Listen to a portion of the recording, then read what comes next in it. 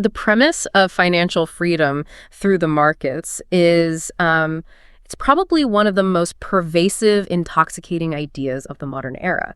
You have capital, you have an internet connection, and theoretically, you have the ability to detach yourself entirely from the traditional corporate hierarchy. Right, you're supposedly completely independent. Exactly.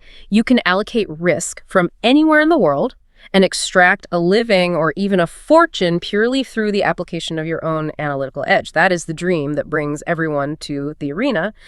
But the reality, as anyone who has actually spent time staring at a DOM or managing a live position knows, is radically different. Oh, radical. The market is not some meritocracy of intelligence. It operates much more like an unwinnable, psychologically hostile casino that actively preys on human hardwiring. You look at the raw data, the price action, the shifting macroeconomic narratives, the sheer volume of institutional flow, and the friction of it all can absolutely just... I'll grind you down. It grinds you down because the friction isn't just mathematical. I mean, it is deeply psychological. The environment itself is specifically structured to exploit the cognitive vulnerabilities of the participants. The barrier to generating consistent positive alpha over a long time horizon isn't usually a lack of financial modeling skills, you know. It's not an inability to parse a balance sheet. No, the barrier is almost entirely internal. Exactly. And that's why today we are immersing ourselves in a really fascinating stack of source material that tackles this exact premise. We're looking at excerpts from the book, The New Trading for a Living by Dr. Alexander Elder. And what makes this text so critical to dissect for this deep dive is the lens through which it views the market. We aren't looking at this through the eyes of a quantitative analyst or some macroeconomist. We are looking at market structure through the eyes of a clinical psychiatrist. And that specific pivot is what makes this material so arresting. Dr. Elder is a psychiatrist who transitioned into a highly successful professional trader. Which is definitely not the typical pipeline for a market operator. You usually see the path from investment banking or algorithmic engineering or maybe a prop desk. Right, exactly. But here you have a medical professional whose entire background is rooted in diagnosing human behavior, diagnosing neuroses, cognitive dissonance, and then he turns that exact diagnostic framework onto the financial markets. The idea that you can basically psychoanalyze order flow completely changes the complexion of how you approach a trading session. So the mission for our deep dive today is to decode the human mind by deconstructing the markets using his psychiatric framework. We are going to examine how the numbers ticking across your screen are not just abstract data points representing corporate valuations. They are the quantified, real-time output of human greed, fear, panic, and relief. And his core thesis right off the bat is that long-term survival in this arena requires three foundational pillars: sound individual psychology, a robust and logical trading system, and incredibly strict risk management. And if you compromise on even one of those pillars, the entire structure collapses. What's particularly telling, and he points this out beautifully, is that the vast majority of market participants spend maybe 90% of their time searching for the perfect system or the perfect indicator, while completely neglecting the psychology and the risk parameters that actually keep you alive. Right, which is precisely why the attrition rate in trading is so staggering. To really grasp the gravity of his framework regarding survival and risk, you have to understand where Dr. Elder is coming from. His personal baseline for what constitutes a risk was forged in a completely different reality than most modern traders. Yeah, let's get into that backstory because it's wild. He grew up in the Soviet Union, he went to medical school there, but he was inherently opposed to the system and looking for a way out. And since emigration was strictly forbidden, he calculated that his best probabilistic chance of escape was to take a position as a ship's doctor on a Soviet vessel. His origin story is a literal masterclass in calculated asymmetric risk. The lengths he went to in order to secure his freedom, I mean, it requires a level of conviction most of us will never have to tap into. Absolutely. So he's on a Soviet ship docked in Avignon in the Ivory Coast.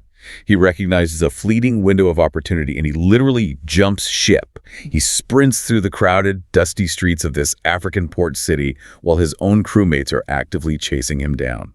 Because they knew if he escaped, they'd be held responsible. Exactly. And he knows if he gets caught, the consequences are going to be severe. But he manages to reach the U.S. Embassy, where they provide him sanctuary in a safe house, and eventually facilitate his flight to New York. It is just an incredible display of executing a high-stakes decision under immense duress. So he lands at Kennedy Airport. It's February of 1974. He is in a completely alien environment. He speaks very little English, has no network, and his total liquid capital is exactly $25. Only $5. Right. And he had absolutely zero exposure to Western financial markets. He actually notes in the text that just the physical act of looking at an American dollar bill made him feel physically ill at first. Because in the Soviet system he just escaped, possessing foreign currency could literally get you sent to a Siberian labor camp.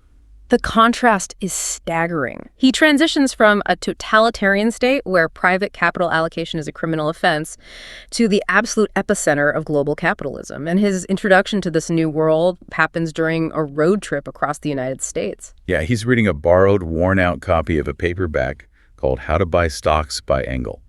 He's sitting on a beach in California reading about equity markets, and the concept completely captivates him. The idea that an individual could just deploy capital, analyze a situation, make a decision, and generate a return purely through their own intellectual agency, it was a revelation to him. It represented the ultimate form of personal and financial autonomy. But that intellectual seduction leads directly into his first real interaction with the market, which is where the psychological traps immediately spring shut. He returns to New York, opens an account, and makes his first allocation into a stock called KinderCare. And against all odds, the trade is profitable. He exits with a gain. He makes a second trade, and that one is profitable too. And as he notes, generating a return on his first 2 attempts was arguably the worst possible psychological conditioning he could have received. Because it creates this dangerous delusion. It's the classic curse of beginner's luck. From a psychiatric standpoint, it's incredibly damaging. When a market participant makes money right out of the gate without a defined system or a deep understanding of risk, the brain immediately links the outcome to personal competence. Right, you think, I'm a genius. Exactly. It creates a deeply embedded neural pathway that suggests the market is an easily solvable puzzle. Or worse, that you possess an inherent, intuitive genius for price action. It builds this fragile ego structure that the market will inevitably dismantle. It took him years of sustained, painful drawdowns to unlearn the lessons of those first 2 trades and to strip away the delusion that extracting alpha was easy. Which brings us to a fundamental illusion that we need to address for you, the listener. If you are operating in these markets, you have to understand the actual architecture of the arena you are standing in. There is a pervasive misconception, even among relatively experienced participants, that trading is a zero-sum game. Standard mental model. Right. The model that if 2 participants take opposing sides of a trade, say a $20 risk on a directional move, one person captures the $20, the other loses the $20, and capital is simply transferred seamlessly from one account to the other. But Dr. Elder completely dismantles that model. It is absolutely critical to shatter that zero-sum illusion. The market is not zero-sum. It is fundamentally a minus-sum game. A minus-sum game. Yes. The entire ecosystem, the exchanges, the clearinghouses, the brokerages, the market makers, the regulatory bodies, they all operate as a massive toll-taking infrastructure. They do not generate capital. They extract it from the participants. Every single time you initiate a position and every single time you flatten that position, you are paying a toll for liquidity and access. To use that same $20 example, if we take opposite sides of a trade through a centralized exchange, the loser isn't just down $20. They are down perhaps $23 after fees. And the winner doesn't collect $20. They might only net $17. The house continually siphons capital out of the pool, regardless of the underlying price action. Dr. Elder uses a very stark, visceral analogy for this. He likens participating in the market while ignoring these structural friction costs to a medieval peasant willingly drinking from a communal water source during a cholera outbreak. That's a dark image. It is, but it's accurate. The water might look clear, the threat isn't immediately visible to the naked eye, but the microscopic pathogens are present. And if you ingest them over a long enough timeline, they will absolutely destroy you. In the financial markets, those invisible pathogens are the dual forces of commissions and slippage. Now, I want to push back on that slightly, just given the current landscape. We operate in an era where retail brokerages heavily advertise zero-commission trading. It feels, superficially, like that cholera pool has been chlorinated. Doesn't that fundamentally alter his minus-sum thesis? That is exactly the illusion the industry relies on, and it actually makes Dr. Elder's point even more salient today. The overt commission may have been eliminated at the retail level, but the friction cost has simply been obscured. It's been shifted into the spread and into practices like payment for order flow. Right. The broker is still extracting massive value. They're simply doing it by routing your order to a market maker who internalizes it and shaves a fraction of a cent off your execution. You're still paying the toll. Which brings us to the far more insidious pathogen, which is slippage. Slippage. For anyone deploying serious capital or running automated models, slippage is the true silent killer of expected value. It's the delta between the theoretical price where you generate a signal and hit the bid and the actual realized price where your fill occurs. Exactly. If your model signals an entry at $50 flat and you execute, but the liquidity isn't there or high-frequency firms step ahead of you, you might get filled at $50.05. And that 5 cents of slippage, multiplied across a large block of shares or thousands of contracts, immediately degrades the edge of your strategy. The text highlights a deeply sobering statistic regarding this. Traders who maintain rigorous institutional-grade trade journals consistently find that their capital bleed from slippage outpaces their overt commission costs by a factor of 3 to 1. 3 to 1. That's wild. Your barrier to simply breaking even is 3 times higher than the overt costs suggest. The environment is actively degrading your capital base every second you are exposed to it. So the takeaway for you, managing your own book, is that you must view the market environment with profound skepticism. It is a hostile architecture. Every other participant, including your broker, the market makers, the institutional algorithms, they are all optimized to extract your money. Defending against that requires moving away from the liquidity-taking behavior that the industry encourages. It means utilizing limit orders strictly, where you are the one dictating the terms of engagement and providing liquidity at your defined threshold. If the market doesn't come to your level, you just don't engage. Right. And it means avoiding execution during periods of severe volatility or low liquidity where spreads widen and slippage becomes exponential. It's really about retaining agency in an environment designed to strip it from you. But to control how we interface with the market mechanically, we first have to address how we interface with it psychologically. One of the most compelling aspects of Dr. Elder's psychiatric analysis is looking at who exactly gets destroyed by the market. We are not talking about the uneducated or the foolish here. We are talking about highly credentialed, exceptionally intelligent individuals. Doctors, corporate attorneys, structural engineers. These are people who have navigated incredibly complex competitive domains and reached the apex of their fields. Yet they step into the financial markets and their portfolios just disintegrate. It's such a fascinating paradox. Why does a thoracic surgeon who can operate under immense life-or-death pressure with absolute precision suddenly panic sell a portfolio at the exact bottom of a cyclical drawdown? Dr. Elder's diagnostic conclusion is that these individuals bring what psychiatry defines as universal fantasies into the trading arena. They unconsciously use the financial markets as a theater to act out unresolved internal conflicts. They're trying to satisfy deep-seated psychological needs for validation or punishment, rather than treating the market as an objective mechanism for capital allocation. They just project their neuroses onto the price action. Dr. Elder categorizes these vulnerabilities into 3 distinct myths that hyper-intelligent people use to rationalize their failure. Let's walk through them. The first is what he terms the brain myth. This is the deeply ingrained assumption that because they achieve success in medicine or law through rigorous intellectual study, the market must be a similar intellectual puzzle. When they lose capital, they assume it's because they simply lack a specific piece of esoteric knowledge. They think, oh, if I just master advanced options Greeks or learn to code a more complex Python script, I will crack the code. It's an intellectual vanity trap. The surgeon assumes that because taking out a gallbladder is incredibly complex, extracting alpha must be equally complex.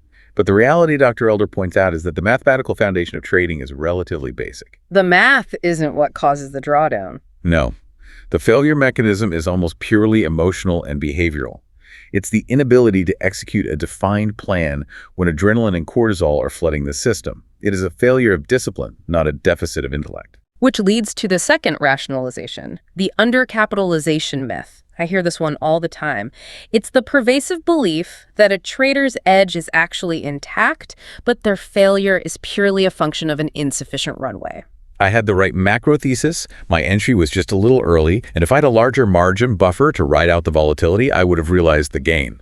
It's an incredibly dangerous self-deception because it deflects the blame from poor risk management onto external limitations. And the psychological gymnastics of the undercapitalization excuse are just incredible.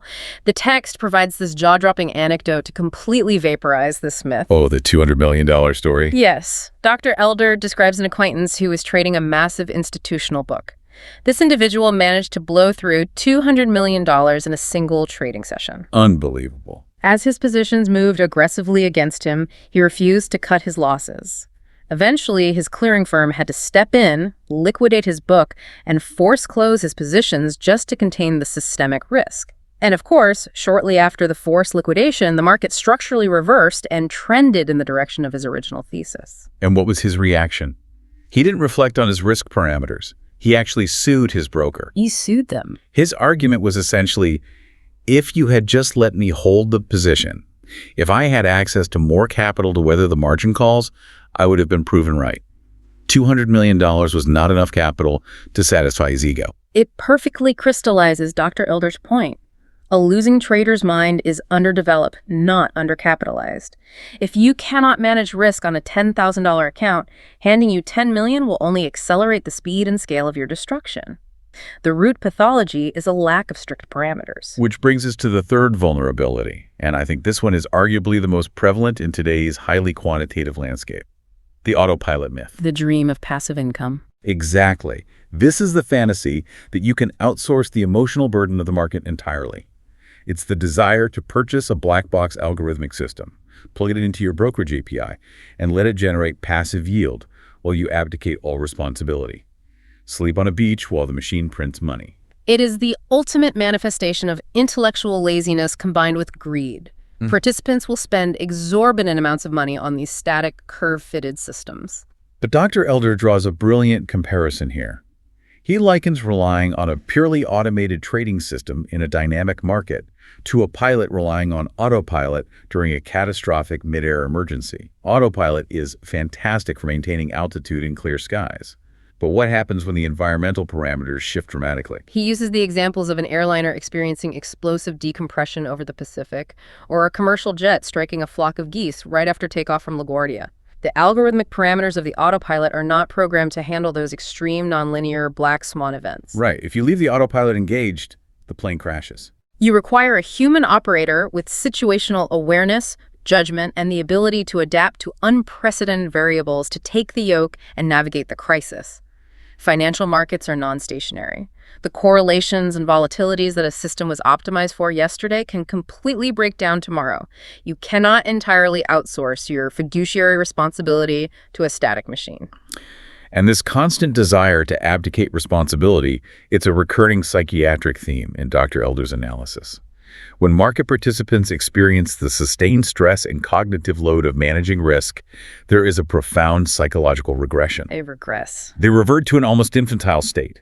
They desperately seek an omniscient parental figure to step in, absorb the uncertainty, and dictate their actions.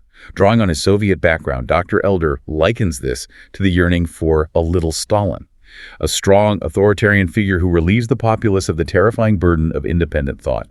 That structural psychological vulnerability perfectly explains the absolute massive scale of the guru industrial complex in finance. Whether it's high-priced newsletter writers, financial television pundits, or modern social media influencers running private Discord servers, people are actively looking to surrender their agency. They are walking around with their umbilical cords in their hands, desperately searching for an authority figure to plug into. It is a vibrant, highly profitable ecosystem built entirely on that psychological regression. And Dr. Elder categorizes these authority figures into three distinct archetypes. First, you have the market cycle gurus. Okay, break that down. Well, we know that equity markets tend to move in multi-year macro cycles. A cycle guru will develop a highly complex, often esoteric theory that fundamentally contradicts the prevailing market structure. For years, as the market trends in the opposite direction, they look foolish and their followers hemorrhage capital. Right. But eventually the macro cycle turns, and suddenly the new market regime aligns perfectly with their fringe theory. So they catch a regime change, and overnight they are heralded as visionary geniuses. Exactly. The financial press elevates them, institutional capital flows their way, and they build a massive following of retail participants who believe this individual has cracked the structural code of the market. But the fatal flaw is that the guru begins to believe their own press. When the market cycle inevitably shifts again, their rigid theory fails to adapt. They double down. They double down, their followers are decimated, and the adulation aggressively metastasizes into hatred. They rise with the cycle, and they are destroyed by the cycle. Then you have the second archetype, which is the magic method gurus. These are the technologists of the guru world.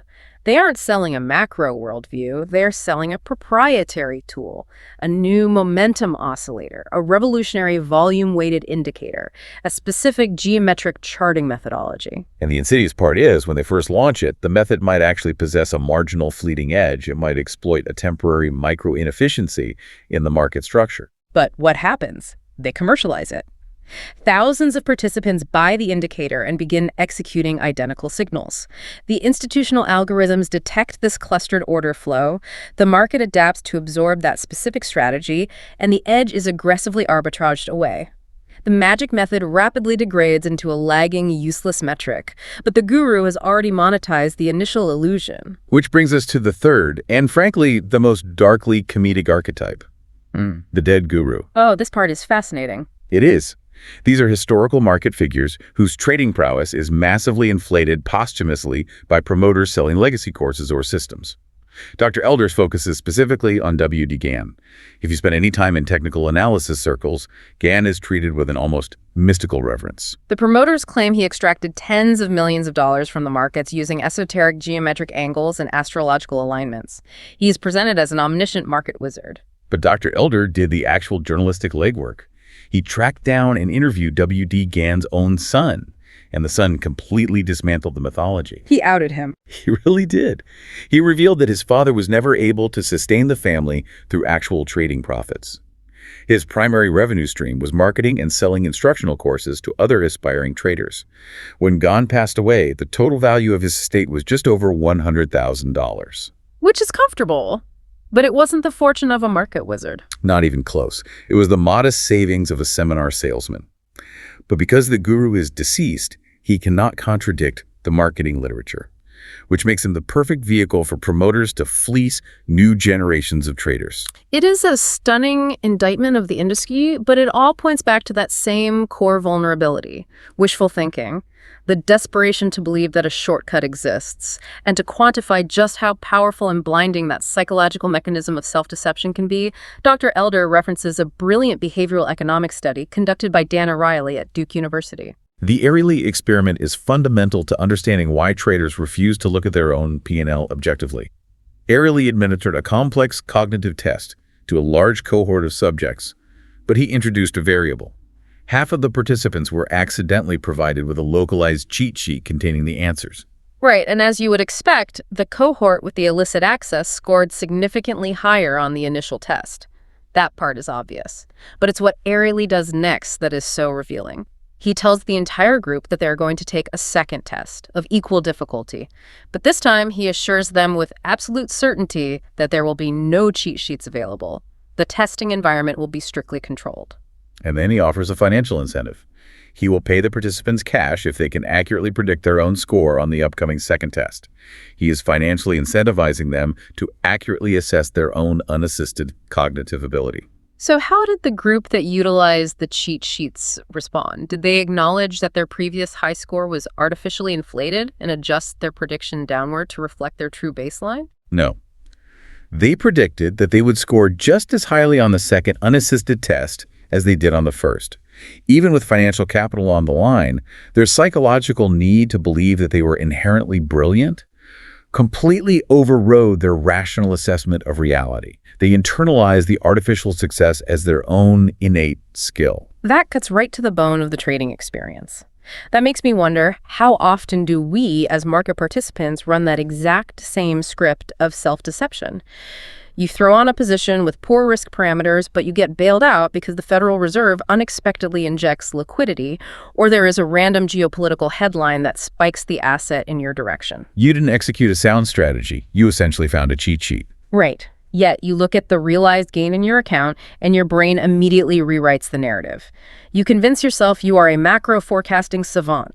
You mistake a bull market or a volatile tail event for your own genius. And that delusion is what sets the stage for catastrophic failure.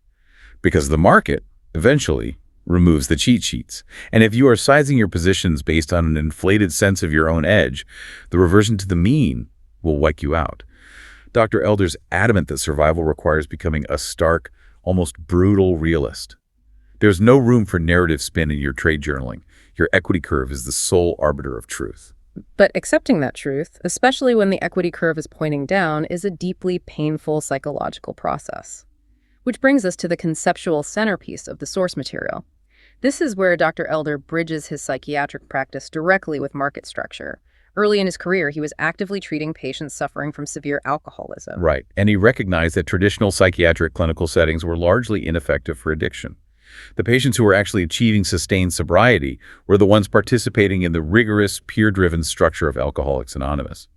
The clinical environment allowed the patients to intellectualize their addiction, which changed nothing. AA forced them to confront the behavioral reality. So Dr. Elder had an opportunity to attend an open AA meeting at a local YMCA. He sat in the back of the room, simply observing the dynamics.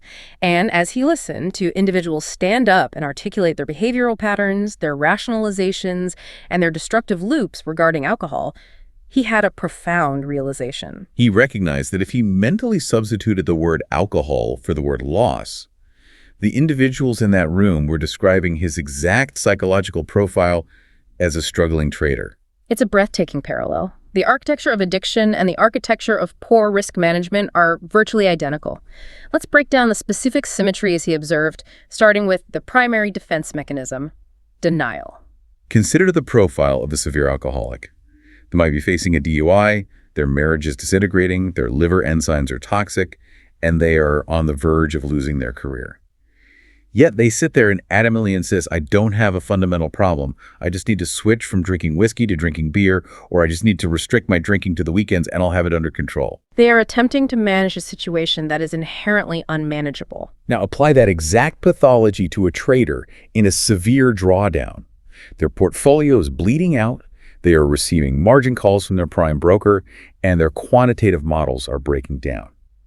Do they stop trading, liquidate the book, and reassess their entire methodology? Rarely. Instead, they tell themselves, I just need to stop trading large cap equities and pivot to high beta tech options. Or I just need to average down on this losing position to lower my cost basis, and when it bounces, I'll be whole. They are just switching from whiskey to beer. They are trapped in a cycle of denial, refusing to admit that their methodology is fundamentally flawed and that they have lost control of their risk parameters. And because that denial is so calcified, logic cannot penetrate it. The only thing that can shatter that level of denial is what AA defines as hitting rock bottom. Rock bottom isn't just a bad day, it is a state of agonizing, visceral, emotional, and financial pain. For a trader, hitting rock bottom might be blowing up an account to the point where you literally cannot cover your living expenses. It's the deep humiliation of having aggressively pitched your macro thesis to your investors or your peers and then having to report a catastrophic loss. It is the moment the market completely dismantles your ego and forces you to stare into the abyss of your own incompetence. It is a brutal crucible, but Dr. Elder argues that experiencing that rock bottom is often a prerequisite for long-term success.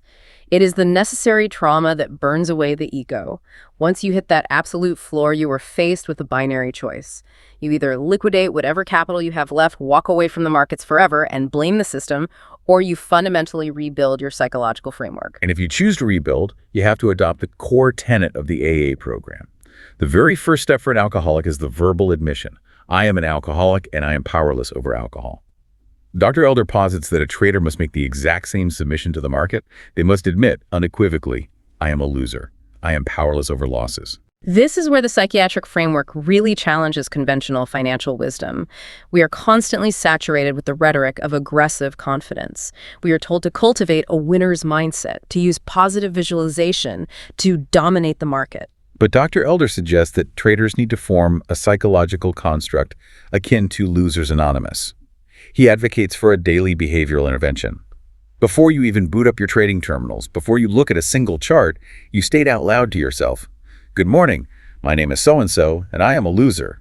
I possess the capacity to do severe financial damage to my account today." I can hear the friction in that idea right now for the listener. For an alpha-driven professional who has built a career on being the smartest person in the room, waking up and declaring, "I'm a loser," feels incredibly counterproductive. Why would intentionally embedding a negative self-image be an effective strategy for generating positive returns? To understand the utility of it, you have to contrast it with the alternative. Dr. Elder describes a colleague who approaches the trading desk every morning, aggressively cracks his knuckles, and declares, "I am going to rip the market's throat out today." Wow. Right? What happens physiologically and psychologically when you adopt that posture? You trigger the sympathetic nervous system, you flood your body with adrenaline, you frame the market as an adversary that must be conquered. That aggression narrows your cognitive focus, it makes you reactive, and it heavily inflates your ego. You're stepping into the ring for a fist fight. Exactly. And the market will always win that fight. Conversely, admitting that you are a loser and that you are utterly powerless over the market's capacity to inflict losses neutralizes the ego.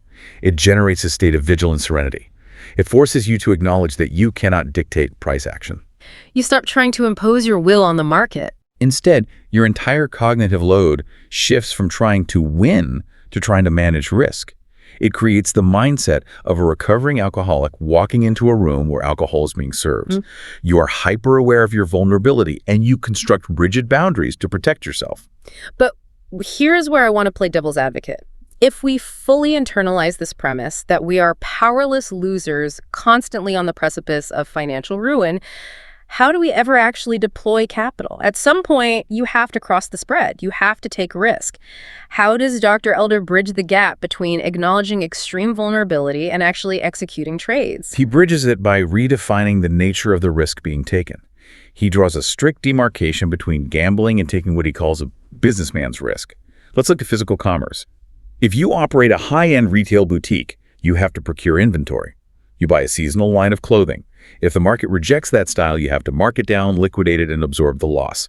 That is the inherent risk of doing business. Right. But a rational business owner does not mortgage their home, liquidate their children's college fund, and leverage their entire operational capital to buy one single shipment of unproven inventory.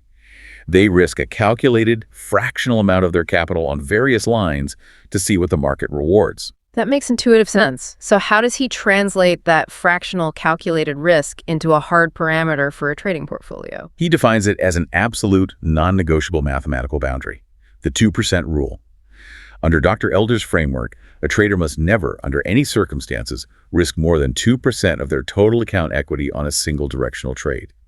If you're managing a $100,000 book, the absolute maximum capital you are permitted to lose on any single idea is $2,000. But wait, let's look at this mechanically. What if a trader has developed a highly sophisticated algorithmic edge? What if their backtesting and forward testing suggest a massive positive expectancy on a specific setup? Isn't a rigid 2% rule mathematically suboptimal in that scenario? Shouldn't they use something like the Kelly criterion to aggressively scale up their sizing on high-conviction trades to maximize their geometric growth rate? That is the exact intellectual argument that quantitative traders use to justify overriding their risk parameters, and it is precisely what leads to catastrophic blowups.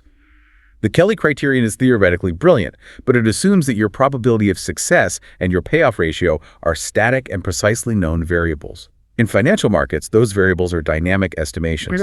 Furthermore, Kelly sizing often dictates risking 10%, 15%, or even 20% of your equity on a high-conviction bet. Which introduces massive variance. Massive variance and unacceptable drawdowns. Dr. Elder's 2% rule is not designed to optimize your geometric growth rate on a spreadsheet. It is designed to optimize your psychological survival in a chaotic environment. It ensures that a string of inevitable losses, which every strategy encounters during regime shifts, does not breach your psychological pain threshold. So it's about staying in the game. Yes. If you spot a phenomenal technical setup, but the market structure requires you to place your protective stop loss so far away that a hit would cost you 3% of your equity, the rule dictates that you simply walk away. You do not compromise the rule to accommodate the trade. It provides an unemotional mathematical circuit breaker. If you lose even one single dollar more than your predefined 2% businessman's risk on a trade, you have crossed the Rubicon. You are no longer acting as a rational capital allocator. You are a drunk on a bender. You have let the addiction take over. That is the perfect characterization. Now, having established the internal psychological framework required for the individual, we need to zoom out. We need to examine the psychological framework of the environment itself. This brings us to a crucial conceptual leap, analyzing mass psychology and the madness of crowds. This is where the structural reality of the market comes into focus. When most people conceptualize the financial market, they think of it as a supercomputer, a purely mathematical clearinghouse, matching buyers and sellers based on fundamental valuations. But Dr. Elder demands that we abandon that mechanical view. He insists we view the market as a massive, loosely organized, highly emotional crowd of human beings. Every single tick, every fluctuation in price that prints on your screen is not a mathematical absolute dictated by an algorithm. It's a momentary, fleeting consensus of value. It is the localized equilibrium point of human emotion. Let's deconstruct what a printed price actually represents. It requires three distinct participants. It requires a buyer who is eager enough to part with capital, a seller who is motivated enough to part with the asset, and critically, this is the element most people miss it. Requires the immense psychological pressure of the undecided crowd hovering around the bid and the ask. Exactly. The buyer knows that if they wait to try and secure a better fill, someone from the undecided crowd will front-run them. The seller knows that if they demand a higher premium, the buyer will simply execute with someone else in the crowd. It is the perceived urgency of the crowd that actually forces the transaction to occur and creates the price. But why does the crowd behave so irrationally? Why does it consistently buy the absolute top of a euphoria cycle and panic sell the absolute bottom of a capitulation? Dr. Elder anchors this behavior in deep evolutionary biology. The human operating system was not coded to manage financial risk. It was coded for physical survival. For tens of thousands of years, our survival as a species was entirely dependent on our ability to assimilate into the herd. If you were a lone hunter-gatherer on the Pleistocene savanna and you encountered a saber-toothed tiger, your probability of survival was virtually zero. But if you were integrated into a tribe of 50 people, you survived. Our neurology is hardwired to seek the physical and psychological safety of the consensus. When we conform to the actions of the crowd, our brain rewards us with a sense of security. It is a deeply embedded survival mechanism. But the cruel irony of the financial markets is that this exact survival mechanism is what gets you slaughtered. The market is the one constructed environment where joining the consensus is almost mathematically guaranteed to be the wrong decision at the structural turning points. When the entire crowd feels secure and is buying, there is no one left to drive the price higher, and the market collapses. To contextualize how deeply ingrained and destructive this herd mentality is, the source material draws upon two foundational texts. The first is Charles Mackay's Extraordinary Popular Delusions and the Madness of Crowds, which meticulously documents historical events like the Dutch tulip mania in the 17th century. Where otherwise rational merchants were liquidating estates to purchase a single flower bulb because the localized crowd consensus had deemed it priceless. Right. And the second text is Gustave Le Bon's seminal work, The Crowd. Le Bon's thesis is terrifying when applied to modern markets. He argued that the moment an individual assimilates into a psychological crowd, their conscious personality is essentially overwritten. Their intellectual capacity plummets, and they become highly impulsive, immensely credulous, and entirely governed by primitive emotion. It doesn't matter if the individual is a brilliant physicist or a high-level executive. Once they are swept up in the collective panic of a market flash crash or the euphoria of a massive short squeeze, they regress into a reactive sheep. But a crowd, by its very nature, is directionless without leadership. It requires a focal point to coordinate its emotion. In a physical riot, it might be an agitator with a megaphone. In the financial markets, the crowd creates its own omnipotent leader. That leader is price. Price dictates the emotional state of every participant. It acts as the ultimate psychological parent. When you are long an asset and the price is trending upward, expanding your equity, it feels like receiving validation and reward from a generous parent. You feel intelligent, safe, and euphoric. But when the price sharply reverses and moves against your position, it feels like a punitive, angry parent withdrawing affection and inflicting punishment. And because participants project this parental dynamic onto the price action, they react to market fluctuations the way children react to parental discipline. They become elated, or they attempt to bargain with the market. If it just bounces back to my break-even, I promise I'll sell. Or they become paralyzed with fear and hide from their P&L. To survive this immense emotional gravitational pull, Dr. Elder uses the classical analogy of Odysseus and the Sirens. It's a perfect encapsulation of navigating market structure. The sirens sang a song so impossibly beautiful and seductive that seasoned sailors would lose their minds and intentionally steer their ships into the rocks, killing themselves just to get closer to the source. Odysseus understood the cognitive vulnerability.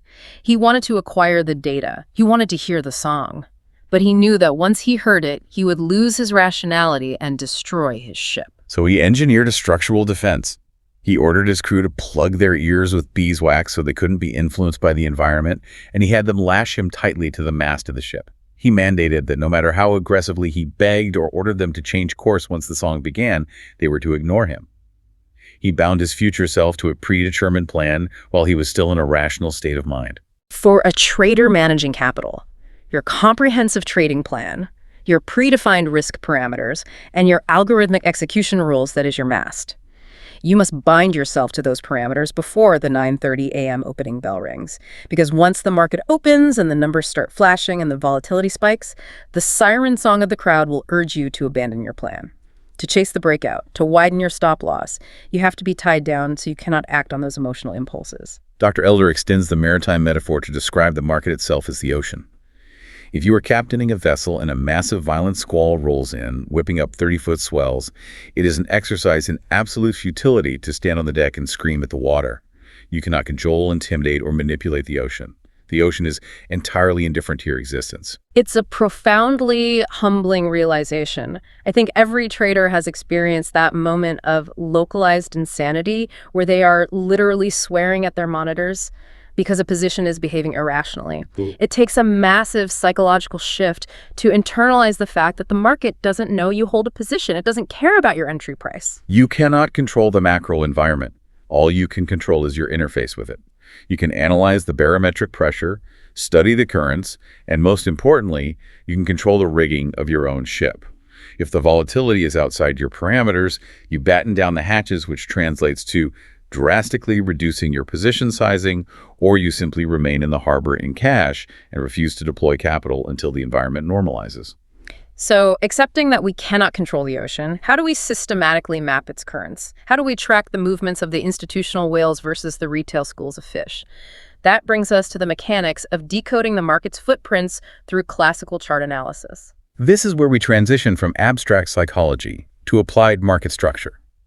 Charting is essentially the forensic analysis of crowd behavior.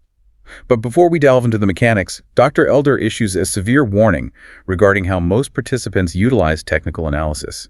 He compares the reliance on classical charting patterns, drawing diagonal trend lines, hunting for head and shoulders formations, or drawing intricate Fibonacci retracements to a psychiatric Rorschach inkblot test. The inkblot test relies entirely on the subject's internal projection. The psychiatrist holds up a random symmetrical blot of ink and asks, "What do you see?" One patient projects their trauma and sees a terrifying monster. Another projects their optimism and sees a butterfly. The ink itself has no inherent meaning. And Dr. Elder argues that classical diagonal charting patterns operate on the exact same premise of subjectivity. If a trader holds a deeply ingrained bullish bias and desperately wants to initiate a long position, they will subconsciously anchor their diagonal trend lines slightly lower, connecting different wicks, to mathematically justify their desired entry point. It creates the illusion of objective analysis, but it's actually just wishful thinking masquerading as data science. You can draw a diagonal line to support almost any narrative. It's curve-fitting your analysis to your emotion. To counteract that subjectivity, Dr. Elder insists that we must anchor our analysis strictly to the most objective, indisputable data the market provides, the individual price bar. If you strip away all the moving averages and oscillators and you just look at a standard daily open, high, low, close price bar, you are looking at a compressed structural narrative of the psychological war between buyers and sellers over that specific time frame. Let's deconstruct the institutional reality of that daily bar. The four components, the open, the close, the high, and the low, each reveal a distinct piece of forensic evidence. Let's start with the open. Dr. Elder categorizes the opening price as the domain of the amateurs. Why? Because the order flow that hits the tape at the opening bell is largely composed of reactive emotional capital. And as retail participants who read a sensationalized financial headline over dinner, stewed on it all night, and queued up market orders to execute the second the exchange opens.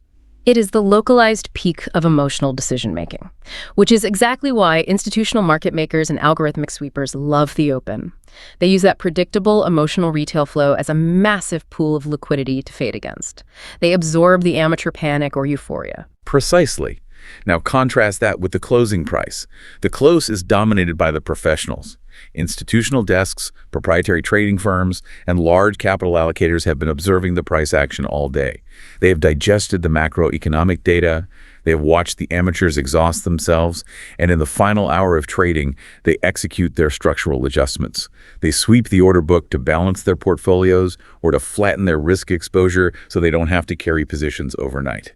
And then you have the extremes of the bar. The high of the day represents the absolute maximum psychological and financial capacity of the bulls. It is the exact price coordinate where the buyers simply ran out of capital to lift the offer.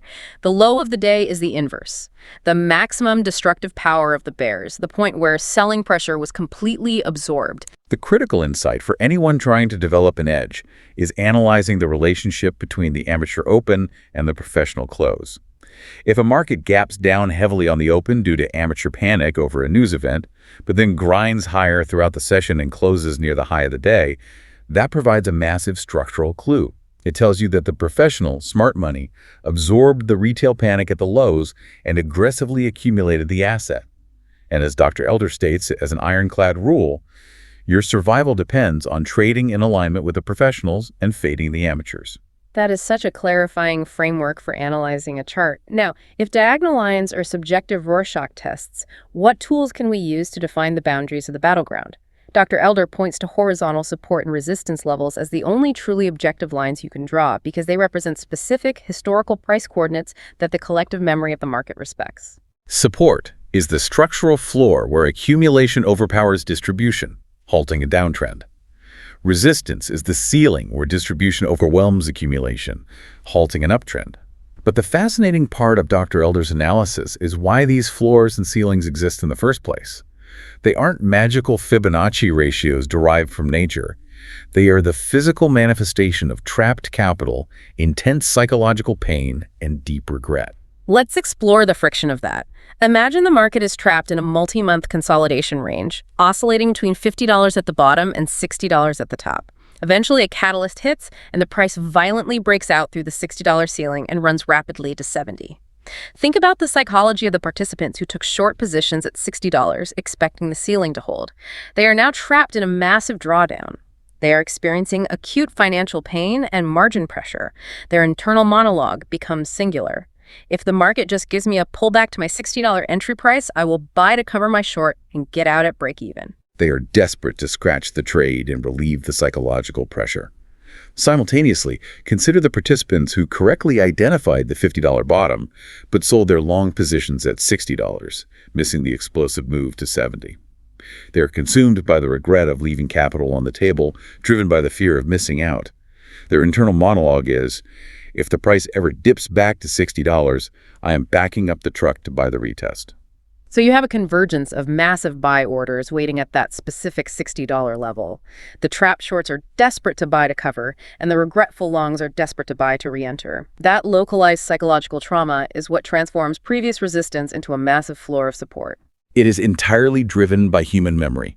And the source material highlights a phenomenal macro-level example of this phenomenon with gold. For several years, gold experienced an impenetrable resistance ceiling at exactly $1,000 an ounce. The market would rally up to $1,000, and the institutional selling pressure would aggressively cap it.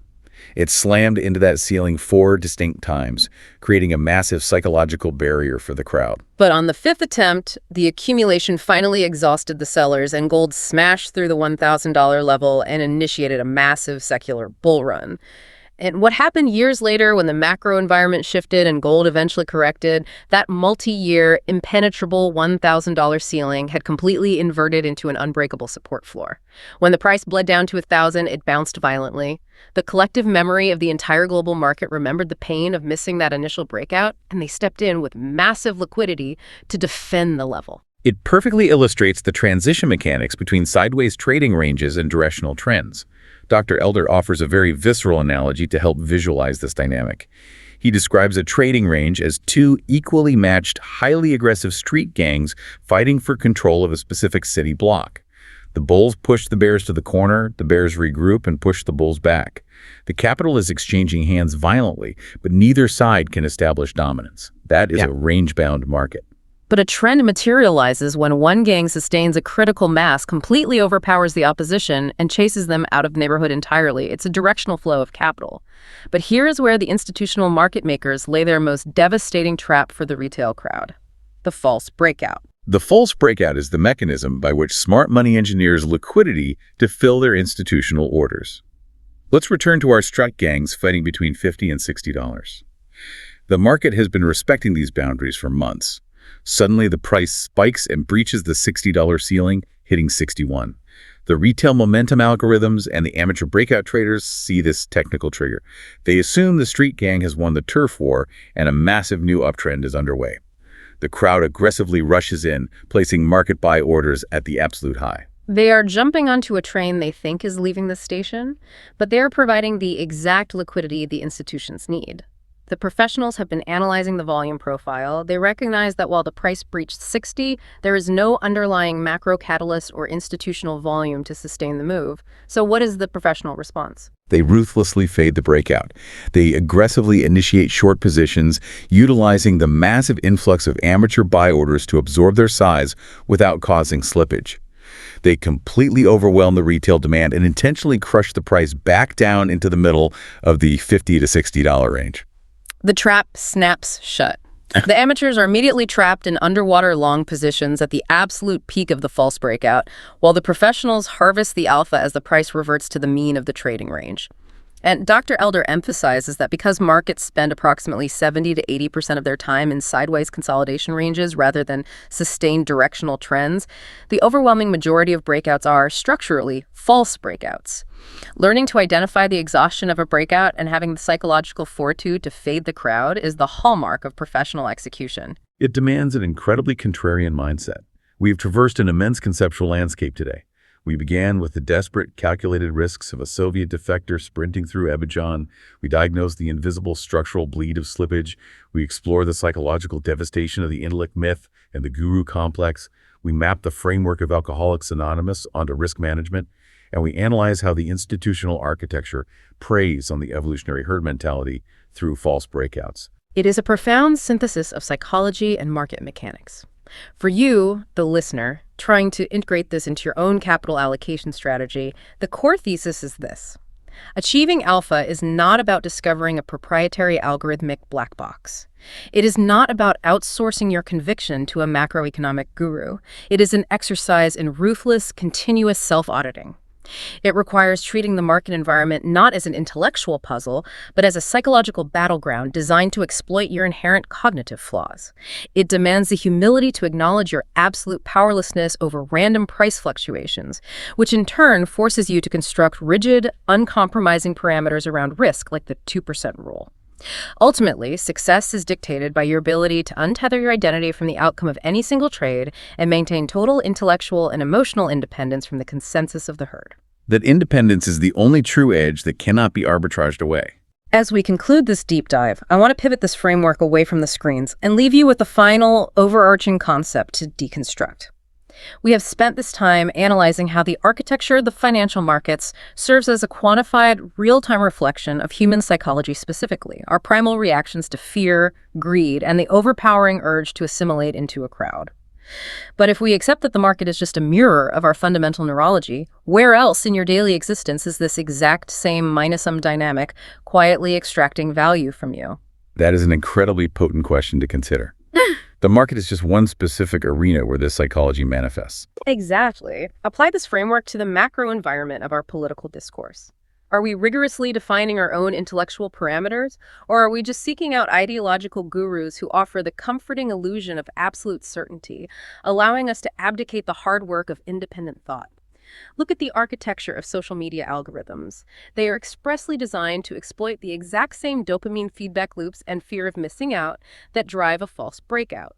They trigger our evolutionary need for tribal validation, keeping us engaged in a minus-sum game of constant comparison where the platform extracts our attention as the friction cost. Even examine your own career trajectory.